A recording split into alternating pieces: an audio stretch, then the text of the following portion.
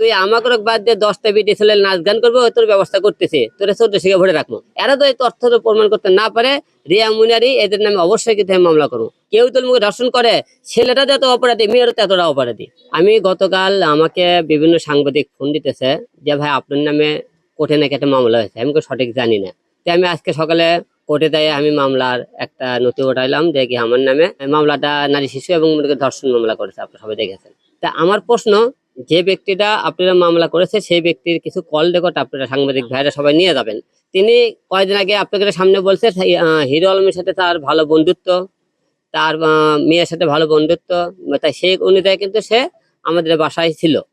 তে আমার বাবা যখন অসুস্থ হয় সে 2 মাস সে 32 দিন সে ঢাকায় আমার বাবা সেবা করে এবং 2 মাস সে আমাদের বাসায় সে ভাড়া ছিল। ভাড়া থাকাকালীন আমার বাবার সাথে তার একটা ভালো সম্পর্ক, মেয়ের সাথে সম্পর্ক হয়, সেই অনুযায়ী সে হসপিটাল ছিল। এখন তিনি যে বলেছে আমি তাকে ধর্ষণ করেছি, কয়েকদিন আগে মনে করেন বলেছিল সাংবাদিক সম্মেলনে, তাকে জিজ্ঞেস করেছিল যে আপনি হিরো আলমকে বিয়ে করেছেন কিনা, করতে হ্যাঁ বিয়ে করেছি। তা বলছিল আপনি কাবিলনামা দেখান, সে কিন্তু কাবিলনামা দেখাতে পারেন। করতে আপনি দেল মর করতো কথা 101 টাকা, তো 101 টাকা সেটাও কিন্তু বলাতে পারেন।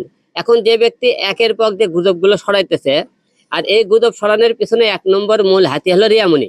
রিয়ামণি বলতেছে আর আমাকে ফোন করে বলে তুই আমাকে বাদ দিয়ে 10টা বিটি ছেলে নাচ গান করবো তোর ব্যবস্থা করতেছে, তোরা 14 শিখে ভরে রাখবো। তো রিয়ামণি আমাকে মনিকে তার কাছে আটকানোর মতো কোনো রকম তথ্য প্রমাণ তার কাছে নাই, কারণ তাকে তখন ডিভোর্স দিয়েছে, সে আমাকে আটকাতে পারতেছে না। আর এবার ডিভোর্স তার নিজের ভুলের কারণে সে ডিভোর্স হয়েছে, এই কারণে সে যে আমার বিরুদ্ধে মামলা করবে তাও করতে পারছে না। তার যে মনে করেন কাগজ সেটা আমি তাকে বুঝিয়ে দিছি। এখন মাঝখানে সে এই মেয়েকে খেলতেছে। এই মেয়ে একবার বলতেছে, মেয়ের নাম হলো মিথিলা, আপনারা সবাই জানেন। এই মেয়েটা একদিন পর পরই সে লাইফ এসে কান্নাকাটি করে করতেছে। 13 বছর আমার মেয়ের বয়স, সে আমার মেয়ে তো 13 বছর বয়স, সে তার বলতেছে তাই নাকি প্রেগনেন্ট ছিল। প্রেগনেন্ট ছিল কত মাসে, সাংবাদিক জিজ্ঞেস করছে 1.5 মাসের। কোথায় 1.5 মাসের আপনি প্রেগনেন্ট থাকেন, তে আপনি যে বাচ্চারা নষ্ট করলেন, আলম কি জানে? কয় না। আপনি কি গর্ভবতী হয়েছে? আলম জানে? কয় না। তে আলমের মেয়ে 13 বছর বয়স, সে তোমাকে বলো বাচ্চা নষ্ট করো, তুই বাচ্চা নষ্ট করলে কাক দিস। তার সাথে আমার দল বিয়ে হয়েছে, বিয়ের কাগজ দেখাবে এবং 4 দল বাচ্চা পেটে থাকে, সে 1.5 মাস আগে দল বাচ্চা পেটে এসেছিল, সে বাচ্চা আমার মেয়ের কথা অনুযায়ী সে নষ্ট করেছে, আমাকে সে বলেনি, তা আমি জানিও না।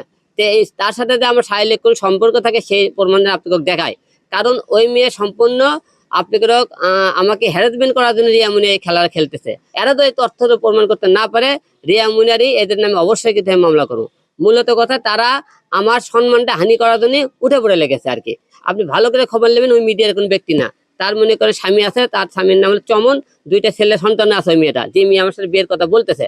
এবং তাদের সেই মেয়ের স্বামীর সাথে মান অভিমান চলাকালীন তার সাথে পরিচয় হওয়ার পরে জাহিদ নামে একটা ছেলের সাথে তার এরা পরকে স্বামী ধরার পরে সেই জায়গার থেকে সে মনে সম্পর্ক হওয়ার পরে আমার মেয়ের সাথে তাদের সম্পর্ক হয়।